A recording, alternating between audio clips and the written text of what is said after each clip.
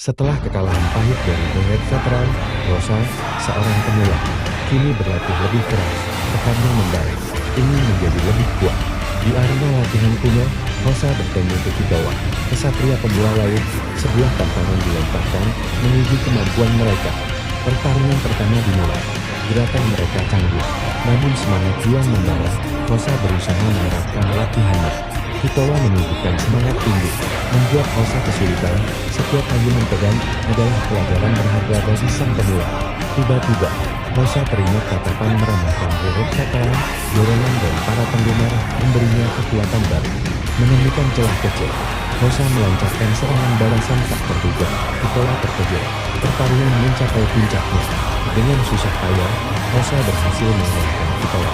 Keduanya saling menghormati, mengakui kekuatan satu sama lain. Ini hanyalah langkah pertama. Rosa tahu perjalanannya masih panjang, namun ia telah memulai dengan berani.